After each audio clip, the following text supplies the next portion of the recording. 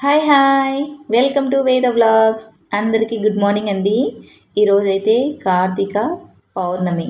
కార్తీక మాసం అంటేనే శివుడికి చాలా ఇష్టమైన మాసంగా చెప్పుకోవచ్చు.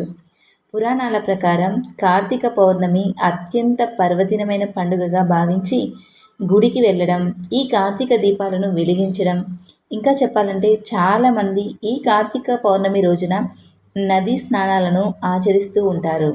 అలా ఎందుకు చేస్తారు అంటే, ఈ కార్తీక పౌర్ణమి రోజున సకల దేవతలు అందరూ నదిలో దిగి స్నానాలు ఆచరిస్తారు. అందువల్ల మనం కూడా అలా నదీ స్నానాలు చేయడం వల్ల ఆ దేవుళ్ళ ఆశీర్వాదం మనపై ఉంటుందని మన నమ్మకం. ముఖ్యంగా ఈ కార్తీక మాసంలో శివాలయంలో దీపాలను వెలిగిస్తే చాలా మంచిది. గుడిలో దీపాలను వెలిగించడం కుదరని వారు ఇంట్లో పూజా మందిరంలో కానీ, తులసి కోట దగ్గర కానీ దీపారాధన చేసుకోవచ్చు. అందరూ బాగుండాలని మనస్ఫూర్తిగా కోరుకుంటున్నాను.